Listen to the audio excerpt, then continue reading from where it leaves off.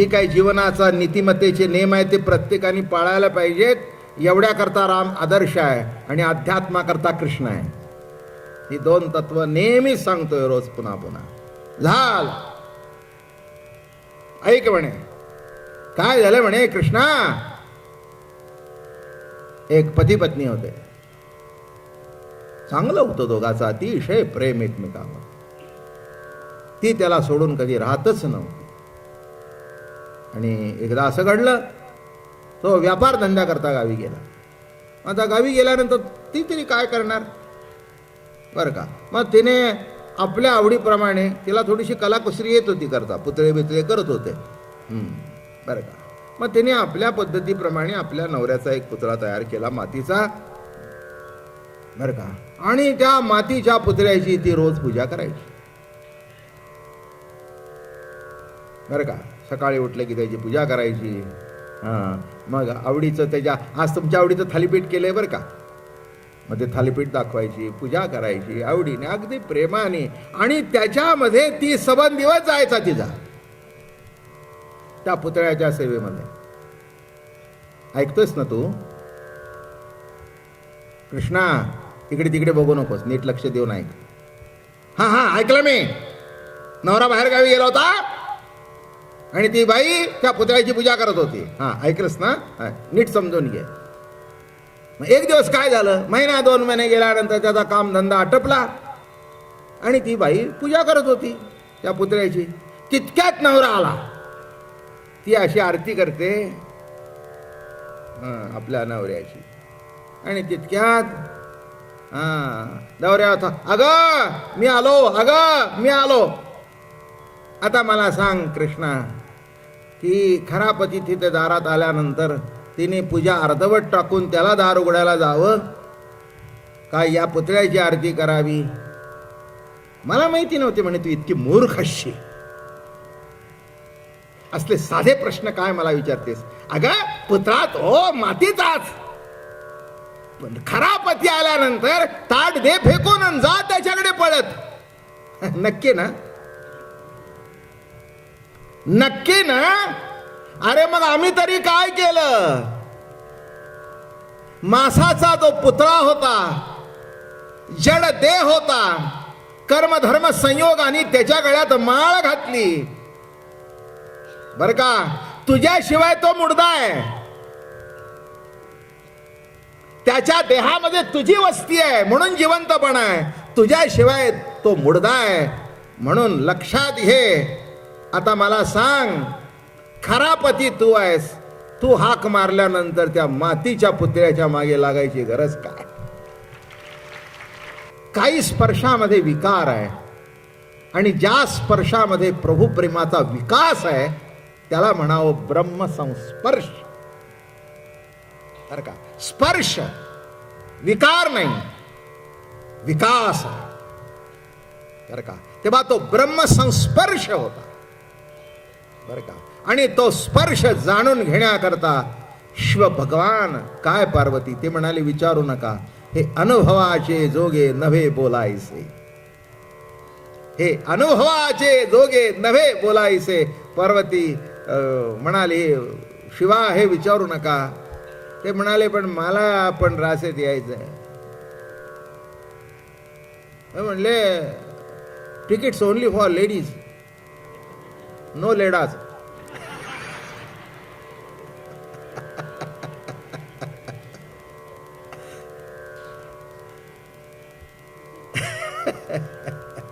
चांगला आहे ना शब्द प्रयोग, हे वाईट नाही. ऑपोजिट घेतलं, दुसरं काय बिघडलं. हा ओनली फॉर लेडीज.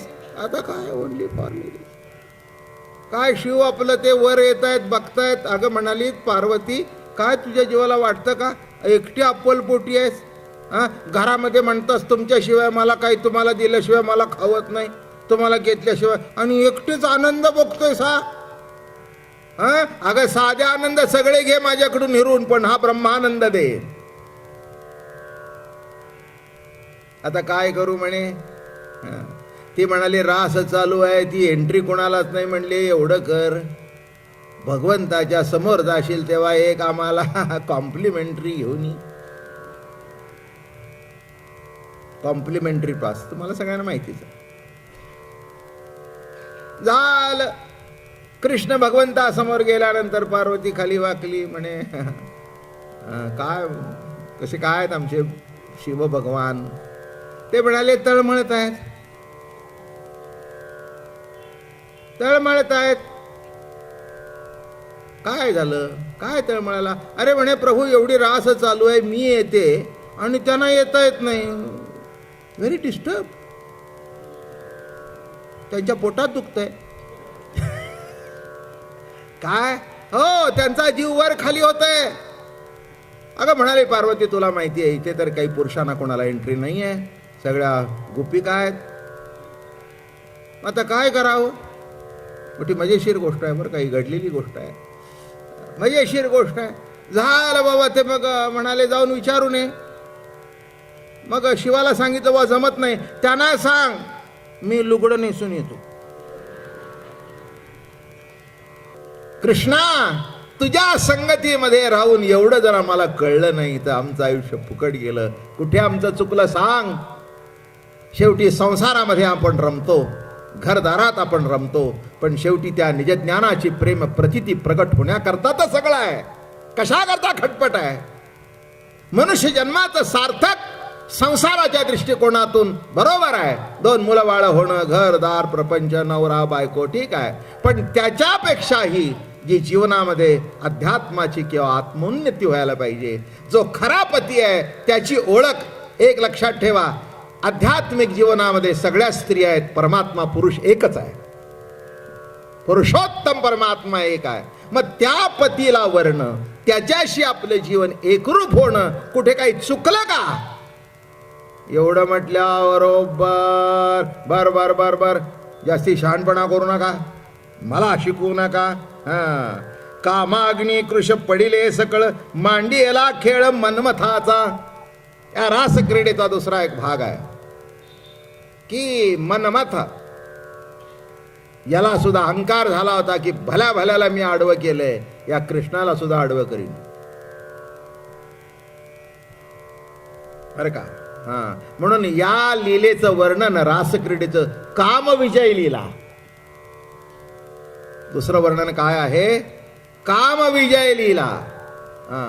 म्या गोपिकासी काम केला की त्यांचा निशेष काम हरला, विचार न करतिया बोला कृष्ण व्यभिचारीला मूर्ख म्हणती.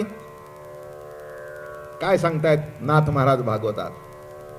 म्या गोपिकासी काम केला, नव्हे नव्हे निशेष काम हरिला, विचार न करतिया बोला कृष्ण व्यभिचारीला मूर्ख म्हणती.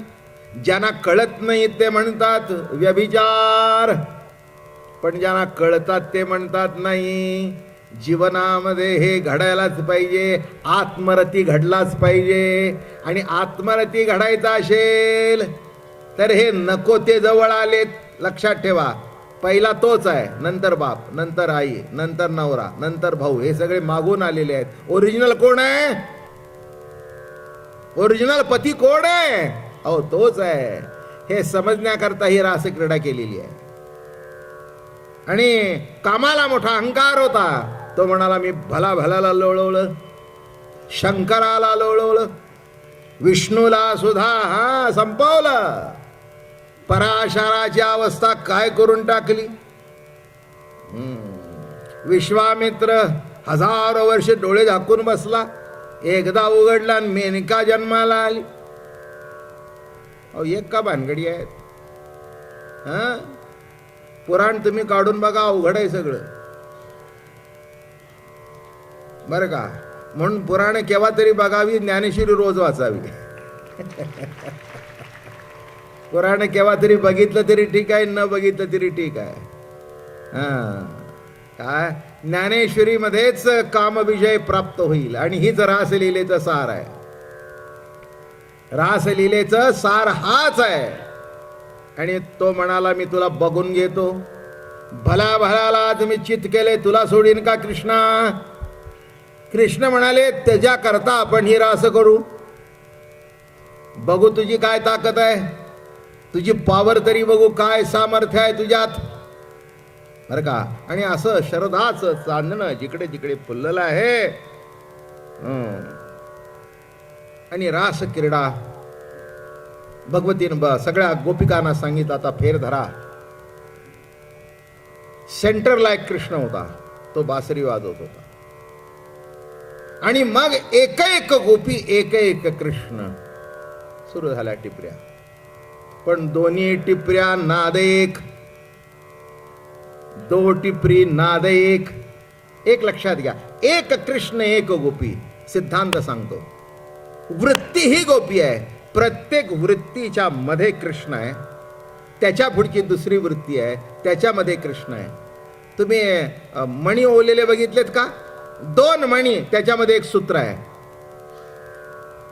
मधला दोरा दिसत नाही, पण दोऱ्याशिवाय एक राहत नाहीत. काय म्हटलं मी? आता मोत्याची माळ आहे, अमक्याची माळ आहे. मणी दिसतात, इतके एकमेकाला मणी चिकटलेले असतात.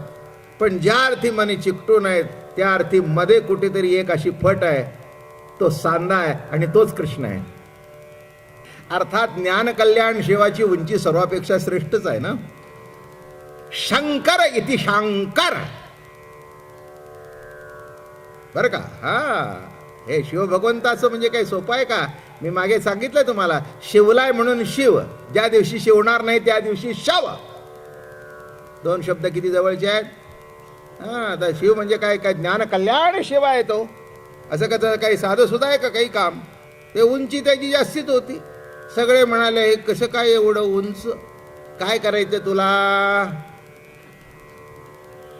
तुझं काही संबंध आहे का? असं आहे का की इतक्या फुटाची उंची? ही काय मिलिटरीतली भरती आहे का? ये ना बापडी येते तर तुला काय करायचंय? आणि झालं बाबा, त्या रासेमध्ये ते शूक सुद्धा सुरू झालं.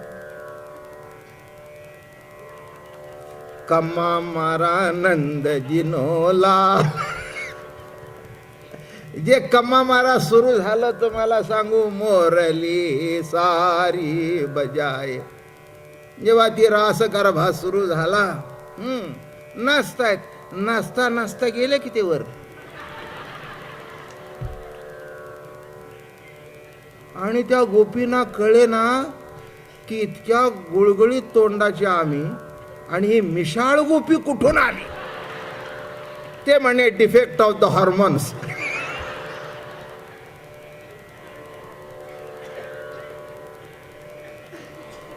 आता काय सांगू मी तुम्हाला. अहो ते असे केस बीस सगळ्या घाबरल्या. हे कोण आहे? हे कोण आहे? हे कसं काय? हे सगळे केसन बेसन.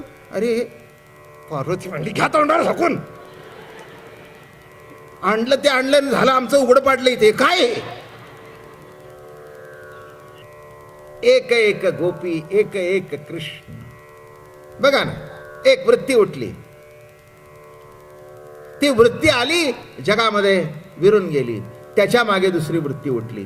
पण ती दुसरी वृत्ती उठण्याकरता मध्ये कृष्ण आहे. एक एक गोपी एक एक कृष्ण. तर काय काय काय वृत्ती उठली? कसं गंमत म्हणून सांग. जेवायला बसलाय तुम्ही, अगदी सुंदर भाकरी केलेली आहे, वांग्याचं भरीत केलेलं आहे, आणखीन म्हणाल ते तुम्ही मसाले भात केलेला आहे, काय नाही तर सिझलर्स आहेत. काय आपल्याला सगळ्यांना जेवण वाढायचं. एखादा म्हणला आम्हाला चायनीज आवडतं, हे वांग्याचं भरीत तुम्हीच खा. बरं बाबा, वांगा आम्ही खातो. चाव चाव. गंमत सांगू का? मी एकदम वांग्याचं भरीत म्हटलं आणि पुढे चावचावर गेलो. बरोबर आहे ना? वांग्याचं भरीत ही एक वृत्ती आहे, आणि त्याच्या पुढे एकदम चावला गेलो, ते मधला जो आहे ना उठवणारा, तो कृष्ण आहे. काय सांगितलं? मग जेवायला बसता बसता अजून घ्या ना एक पोळी. नाही नाही, पोळी नाही ग, कोशिंबीर आण. अरे जरा ते टीव्हीचं बटन वाढव. कळलं का? वृत्ती उठली दुसरी. इथे रसविषयाची वृत्ती उठलेली आहे, इथे रूपविषयाची वृत्ती उठते. बर का? जरा हळू बोल ना. इथे शब्द विषयाची वृत्ती उठली. या भिन्न भिन्न वृत्ती जरी असली तरी प्रत्येक दोन वृत्तीच्या मध्ये एक कृष्ण आहे. एक एक कृष्ण आणि एक एक गोपी. आणि शेवटी यांचा फेर चालू आहे. शब्द विषय, रस विषय, गंध विषय, रूप विषय अशी टिपरीचे नाद चालू आहेत. पण हे किती जरी पंच विषय असले तरी सगळ्यांचं नाद एक मधला जो कृष्ण आहे, हृदयस्थ परमात्मा, त्याच्या नादाशी एक रूप होऊन बाकीच्या वृत्तीने फेर धरलेले आहेत. शब्द विषय, रस विषय, गंध विषय, रूप विषय. इथलाच जर बंद पडलं तर रस काय, रूप काय? इथला जर कृष्ण थांबला ना बासरी वाजवायचा, मग ते डॉक्टरला बोलवतात, जरा बघा. मग ते काय करतात, असे डोळे करून बॅटरी टाकतात. हल्लं नाही हल्लं.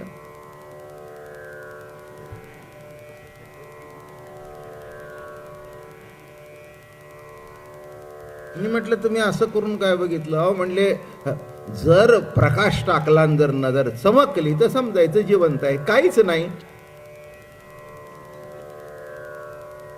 भगवंताशी एकरूप झाले. लक्षात आलं का? इथला कृष्ण, हा इथला कृष्ण इतका महत्वाचा आहे. इथला कृष्ण आहे म्हणून बाकीच्यांचा फेर चालू आहे. त्या वृत्ती आहेत आणि प्रत्येक वृत्तीच्या मागे एक एक कृष्ण आहे. एक एक गोपीने एक एक कृष्ण. ही रासक्रीडा चालू आहे. अखंड फेर आहे. एक हृदयस्थाभोवती सर्व इंद्रिय, पंचज्ञान इंद्रिय, पंचकर्मी इंद्रिय, 11 मन, 12वी बुद्धी, हा फेर चालू आहे.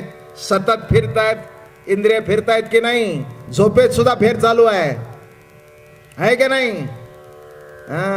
श्वासोश्वास चालू आहेत. इंद्रिय चालू आहेत. पचन क्रिया चालू आहे. कोणताही इंद्रियातलं काम बंद पडलेलं नाही आहे. ही केवढी रास चालू आहे.